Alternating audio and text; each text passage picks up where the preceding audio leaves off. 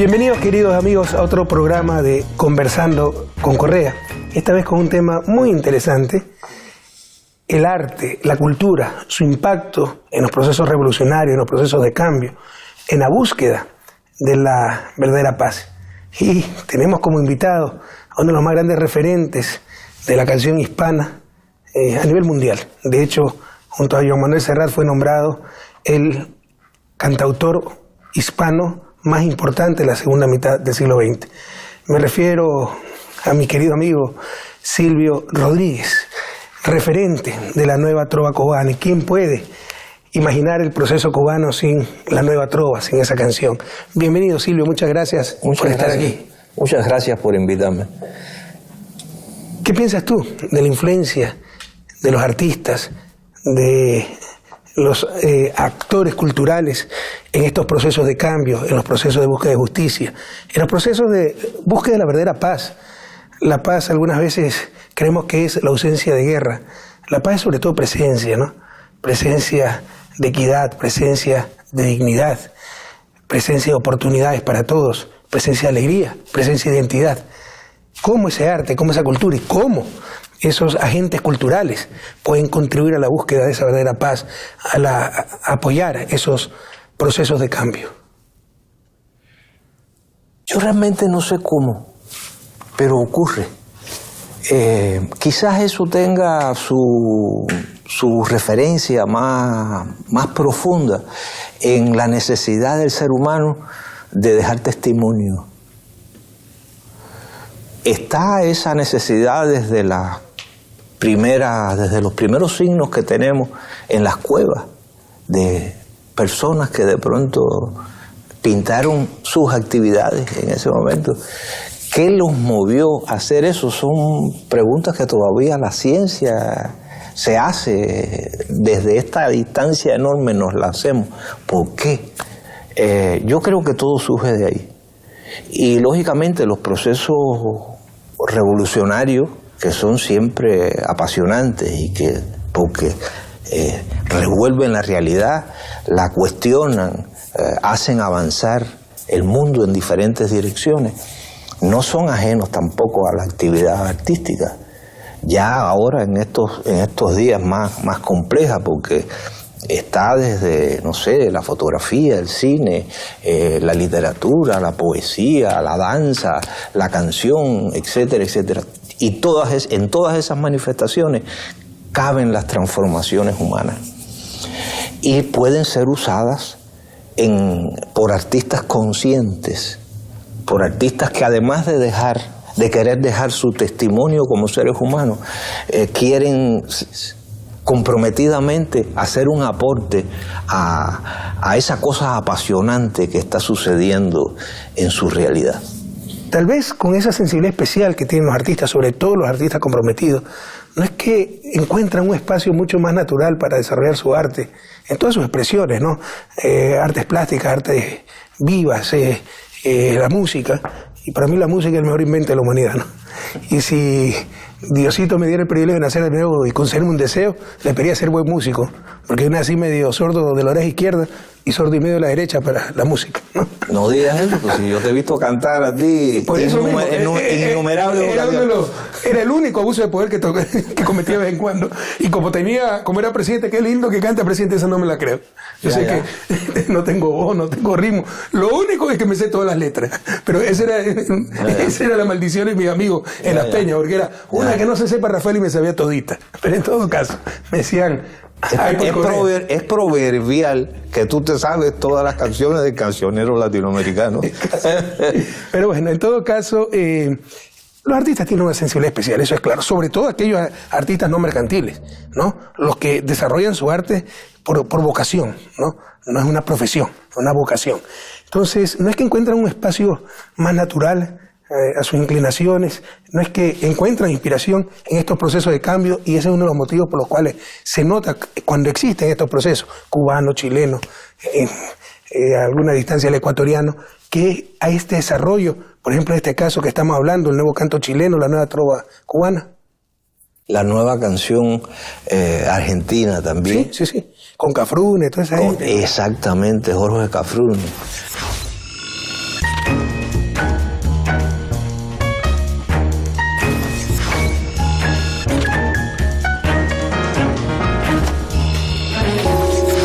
creo que la conciencia es ya algo que le sucede al individuo, incluso antes del individuo tener una vocación.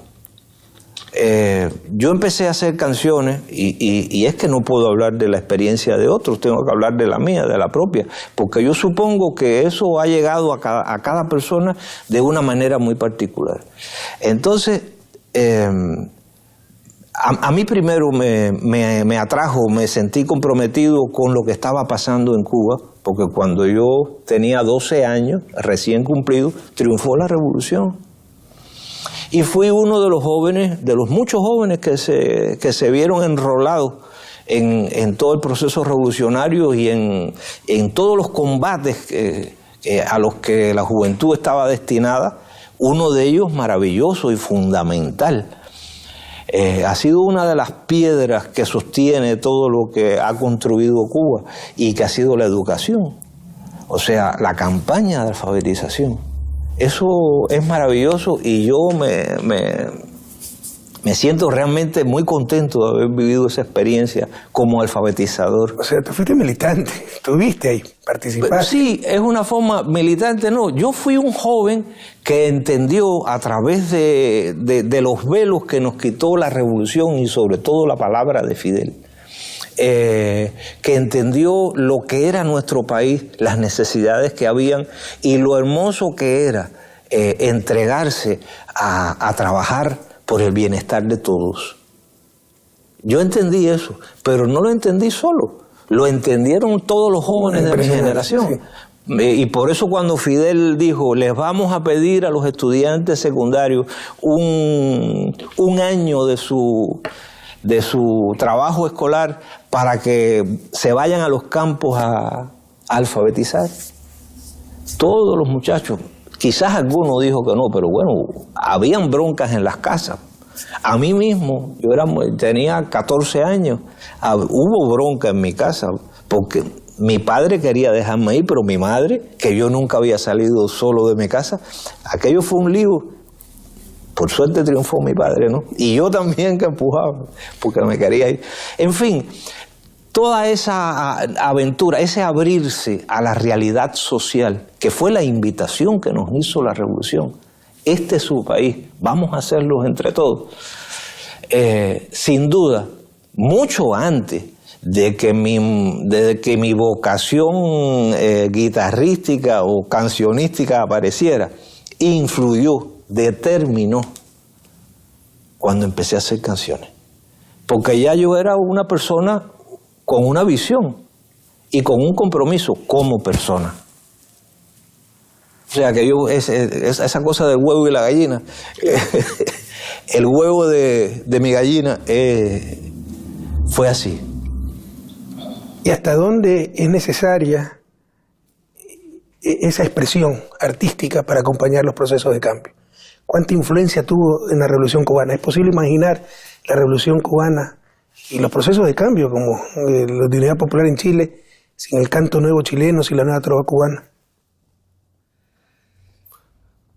O sea, yo entiendo perfectamente. No es que una canción va a ser una revolución. Para nada. ¿Ya? Pero, ¿no? Para nada.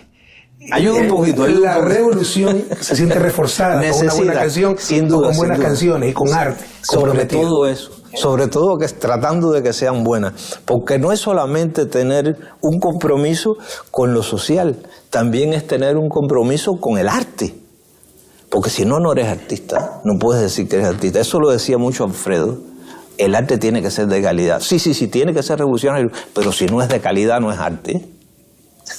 Entonces tú le podrás llamar a ese engendro esa cosa revolucionaria, pero no arte revolucionario. Totalmente de acuerdo contigo. Es vital que el arte tenga calidad.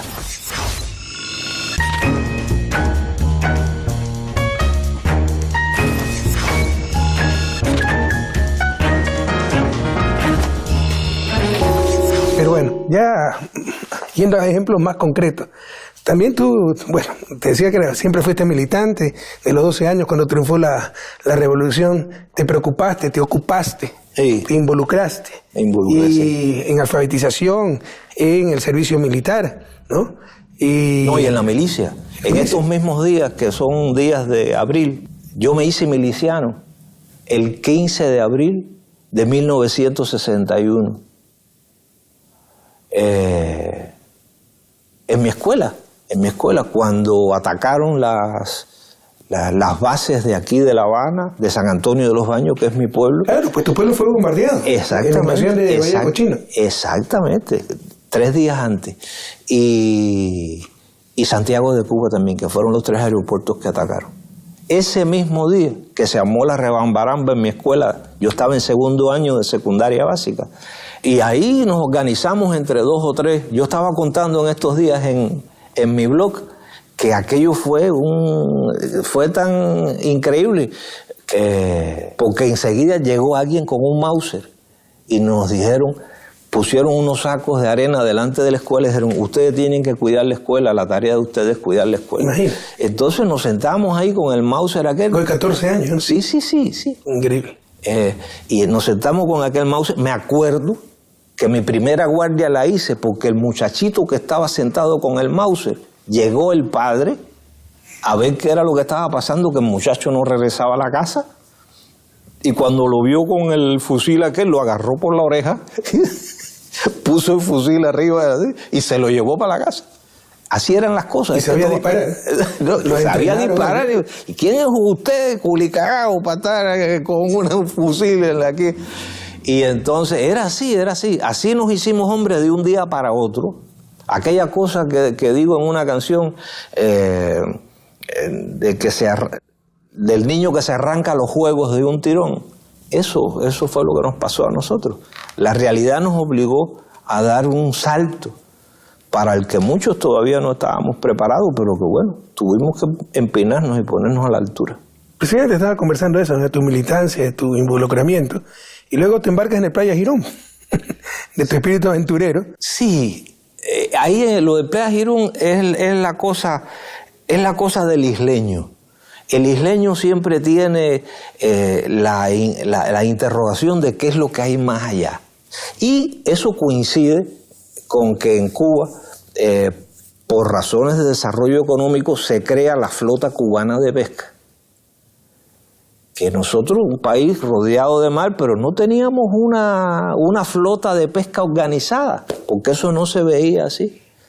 Y en aquel momento se crea la flota cubana de pesca, se reclutan a miles de jóvenes, se meten en los barcos y se lanzan a los jóvenes a los grandes pesqueros internacionales, zonas de pesca, que se le llaman pesqueros. Y ahí se metían meses, a veces años. Y entonces, que era un trabajo heroico, había algunos que se volvían locos. Y yo me entero de eso y le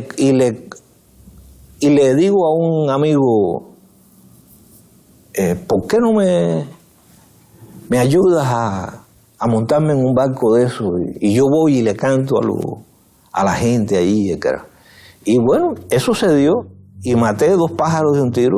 Por una parte ayudé a los pescadores entreteniéndoles sus noches y por otra me maté la incógnita de ver qué era lo que había un poco más allá del horizonte. Y te falta algo sumamente importante, porque estuve leyendo al respecto y en 4 meses, 120 y pico días, hiciste más de 70 canciones. Hice unas cuantas. ¿Y en qué espacio podías escribir, pensar, retirarte? Yo compartía mi camarote, es decir, un pescador compartía su camarote conmigo. Yo no compartía nada. Yo era un extraño que llegué ahí. Él dormía abajo y yo arriba. En fin, así, cuando él se iba a trabajar, yo me quedaba solo ahí con una grabadorita pequeña que me había prestado un amigo, y ahí con 3 casetes de 90 minutos, y ahí grabé todo lo que se me ocurrió. Escribí muchísimo. Si mal no recuerdo, también Ojalá, ¿no? Que es de mis canciones favoritas. Ojalá la escribí. Qué preciosa canción. Ahí introducción en guitarra. Ahí escribí Ojalá, y ahí escribí una canción que a mí me gusta y que siempre la considero que es algo que de lo que he hecho que vale la pena, que es Playa Girón. Claro, Playa Girón. Que es Playa Girón. Con lo que dice. Sí. por lo que dice. Compañeros poetas. Sí, porque es como un arte poética, ¿sí? ¿No? Es que es eso mismo que tú has estado tratando de decir. O sea, ¿cómo me ubico? ¿Cuál es el papel de lo que yo hago en medio de este gran movimiento de gente? Quiero decirle al público que Silvio ha interpretado más de 500 canciones. De esas la inmensa mayoría tuyas, ¿no? Sí, sí. ¿Cuántas canciones tiene en total? ¿Llevas cuenta? No. Buenas no son muchas. No, por favor. Nos cansaríamos, no nos alcanzaría el programa de enumerarlas muy buenas. Y de mis favoritas, por ejemplo, el necio, que es un lema de vida, lo utilizan en discursos, ¿no? Claro. ¿Será que la necedad parió conmigo? La necedad de lo que hoy resulta necio. La necesidad de asumir al enemigo. La necesidad de vivir sin tener precio. Fabuloso. Claro. ¿Tienes alguna canción favorita de tu autoría? ¿Alguna canción favorita? ¿Mía o de otros? Tuya. Mía. Te voy a decir con sinceridad, la que estoy haciendo es la que más me gusta. Qué bien. Buena respuesta.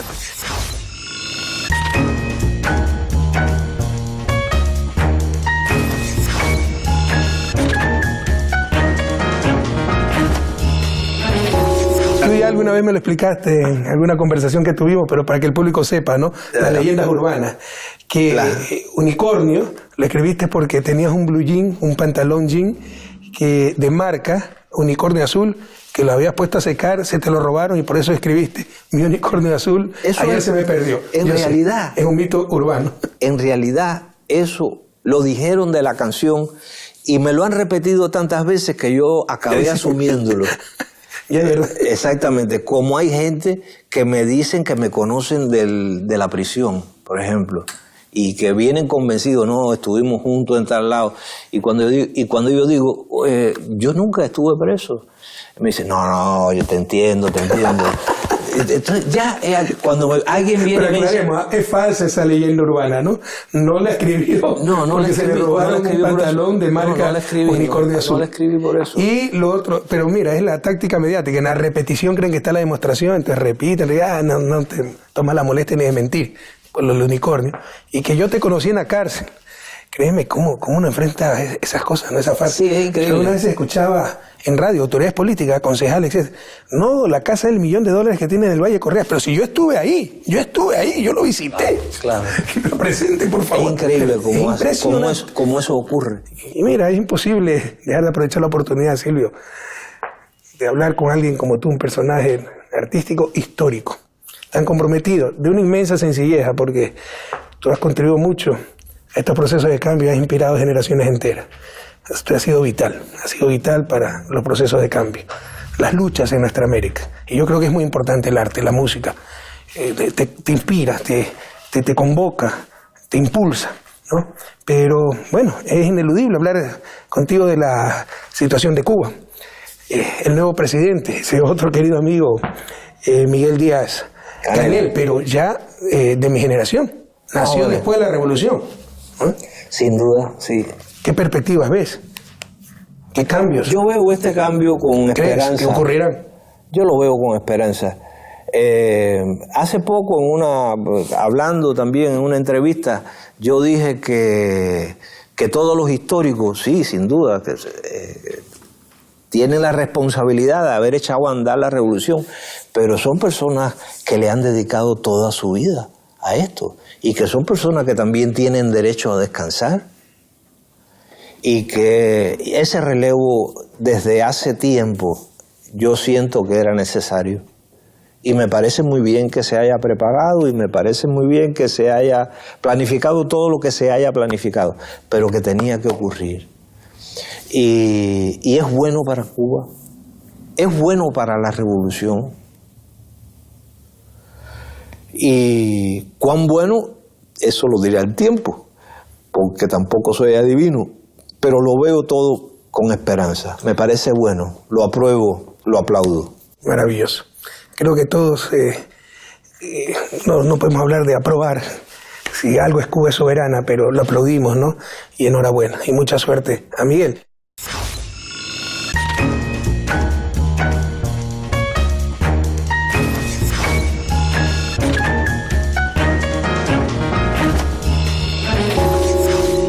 te voy a hacer un ejercicio que yo detesto que me lo hagan a mí. Me voy a vengar de la tortura de ciertos periodistas. Además, el ping-pong, que te dan una palabra y tú tienes que decir qué piensas. Te voy a dar nombres, pero no te quiero poner en esa presión.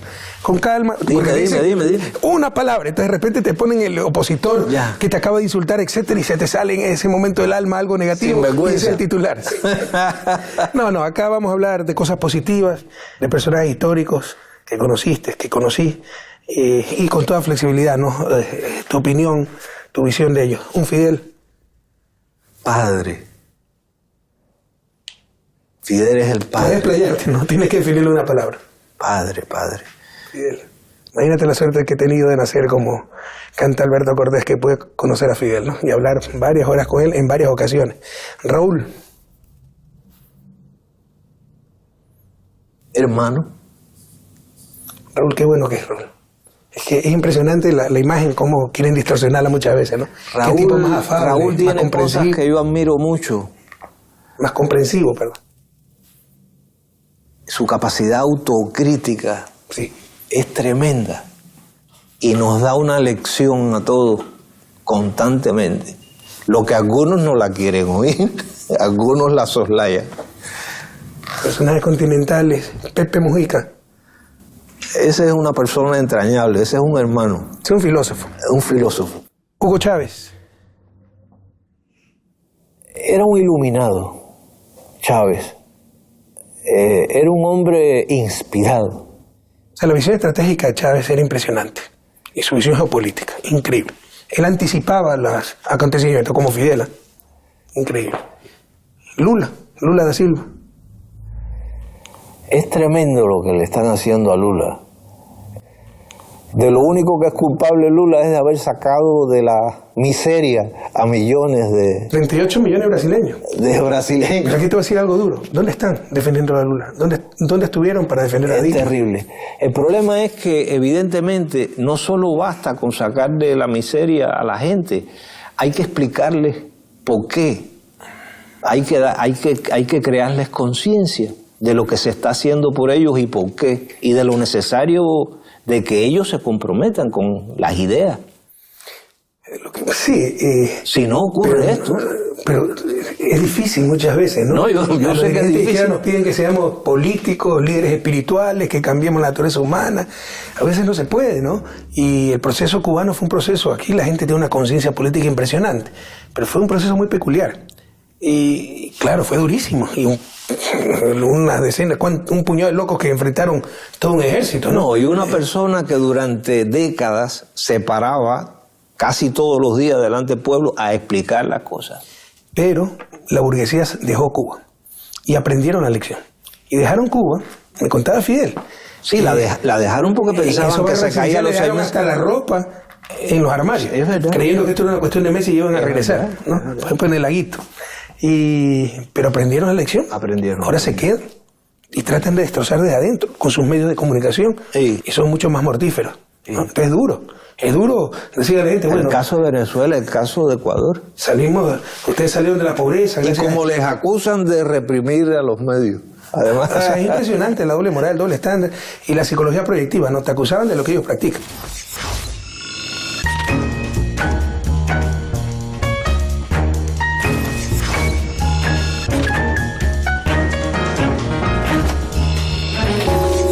Bueno, personajes históricos y contemporáneos, ¿no? Evo Morales. Evo es la dignidad de América. Increíble, ¿no? Es la dignidad americana. Y su inteligencia natural, como la de Lula. Sí, a mí Evo me recuerda mucho, cuando veo a Evo y cuando lo veo hablar, me recuerda mucho a Guayasamín. Interesante. Yo no pude conocer al maestro Guayasamín. Ave María. Y murió cuando yo estudiaba en Estados Unidos. Ave María, te perdiste. Pero con la familia, los hijos somos muy cercanos, siempre nos apoyaron. Te perdiste a un tipo maravilloso. He leído lo que escribió, lo que decía. Conocer a Guayasamín me encanta. Conocer a Guayasamín era conocer las malas Guayasamín, las miradas, las entrañas de América. Era una cosa así.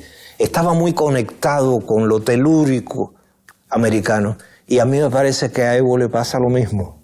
Esa es una de mis grandes frustraciones, no haber podido conocer y ser amigo del maestro Guayasamín. Sí, soy muy amigo, bueno, amigos, y siempre nos apoyaron de Te hubiera amado Guayasamín. Y tampoco pude conocer a García Márquez.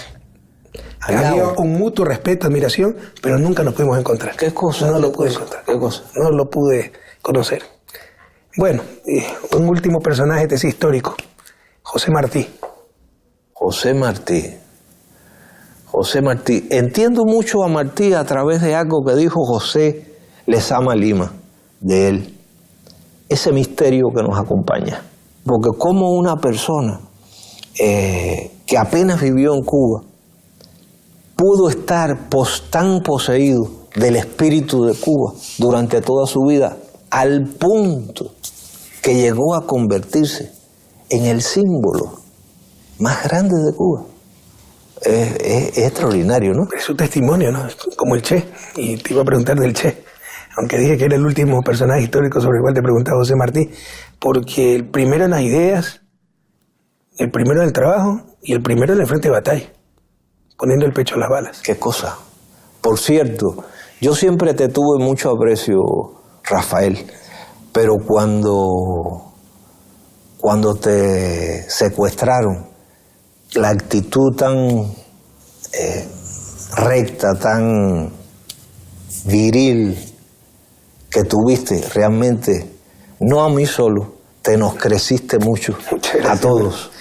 Omisión imperdonable, cerremos con broche de oro. ¿Qué es para ti Che Guevara? Para mí el Che es un ejemplo de dignidad humana. Por eso le escribí una canción que se llama Hombre, sencillamente Hombre. Desciende a mi ciudad tu ejemplo. Hombre. Ojalá que ese ejemplo nos inspire a todos, porque podemos estar de acuerdo, en desacuerdo con el Che, pero qué hombre más auténtico, qué hombre más coherente, qué testimonio de vida. Ni más ni menos. Muchas gracias, Silvio. Mucha suerte para ti, mucha suerte para nuestra querida Cuba, para su nuevo gobierno, para Miguel. Mucha suerte para Patria Grande. Sí. Y a ustedes, queridos televidentes, hasta el próximo programa de Conversando con Correa. Si no creyera en la locura. Es muy latinoamericana. En la garganta del sinsonte. Pero sinsonte, ¿quién sabe lo que significa sinsonte?